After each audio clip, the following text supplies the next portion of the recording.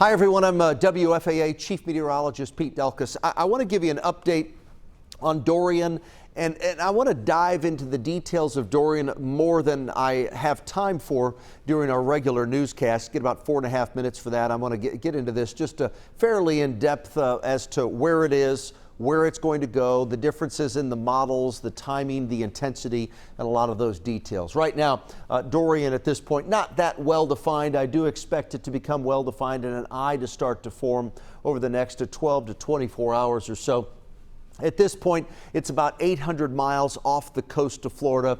It's here's the Turks and Caicos, so it's just off to the east of there. And currently, the official position has it 330 miles east of the southeastern Bahamas. It has winds right now, it's still Category 1, winds of 85 miles an hour. The forward speed northwest at 13 miles an hour. That's pretty good. We want these tropical systems to move along at a fairly rapid pace. We don't want them to slow down. That just gives them more time for intensification. But even with that said, and that 13-mile-an-hour forward speed, we're still going to see some fairly intense or some rapid intensification. The majority of the models do take it into coastal Florida, southeast Florida, parts of central Florida as we head through Labor Day on Monday, September 2nd. A couple of the models take it out into the Gulf of Mexico and then a second landfall up in the panhandle of Florida. The majority of them, those you can see, do keep it, really right across the peninsula, and they just run it right up the peninsula from the central portion up to North Florida and then up into southeast Georgia or southern Georgia at a minimum.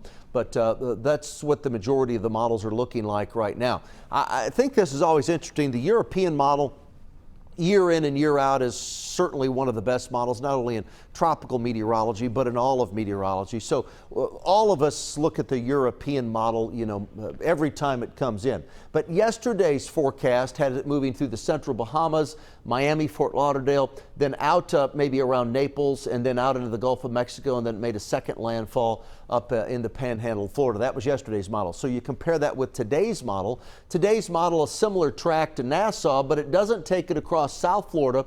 It takes it in the Miami, Fort Lauderdale area, maybe a bit north of there, maybe up around West Palm, maybe up around Jupiter, and then it kind of hugs the east coast of Florida before it moves a bit farther to the north. So that's the comparison with the European from yesterday to today. Of course, it will continue to evolve and continue to be adjusted over the coming days. And right now, landfall from this point when I'm recording this is about 90 hours away, at least official landfall.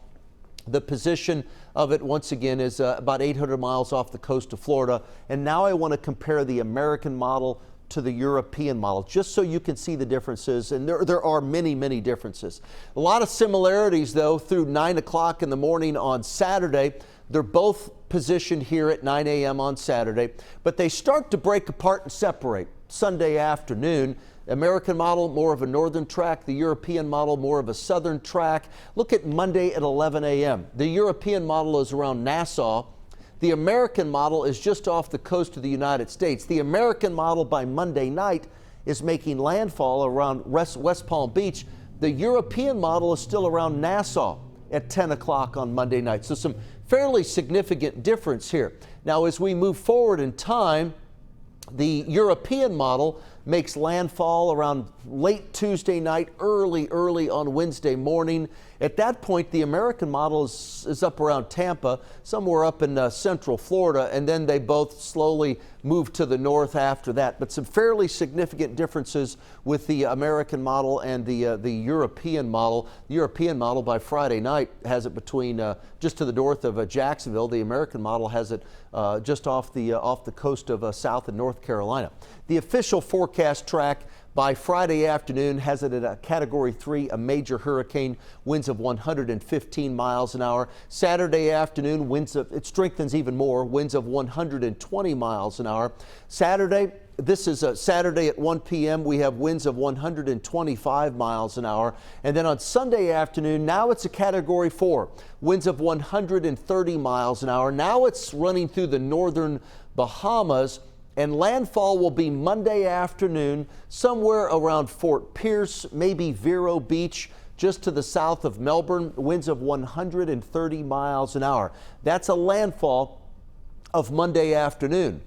By Tuesday afternoon, it's just south of Orlando. I mean, it only moves 50, maybe 60 miles over a 24-hour time frame. And during that 24-hour time frame is when we're looking at very, very heavy rain. Some of the models are forecasting a couple of feet of rain, 1 to 2 feet of rain. Of course, we're looking at a storm surge that could be 9 to 10, maybe 12 to 15 feet for coastal areas. We're looking at a lot of flooding, not only coastal flooding, but inland flooding as well. There's the forecast, and this too will change and have to be adjusted as we move through the next 24 to 48. Certainly, again, about 90 hours away from landfall with this system. But the one thing that I do want you to keep in mind is more than 80% of tropical storm related fatalities, they're caused by inland flooding, storm surge, and or high surf. So the water is a problem. I mean, we all focus in on the winds of 120, 130 plus. But remember, the water is the problem, the inland flooding, the storm surge, and or the high surf. So please keep an eye on this system. I wanted to dive a little bit deeper into this to give you a few more details. If you have any friends, any loved ones, any family in the state of Florida right now, I mean, really anywhere from Central Florida to the south, or really anywhere across the state of Florida at all, they will indeed have some big problems as we head through this entire upcoming holiday Labor Day weekend. So keep it here for the latest, and we'll continue to keep you updated.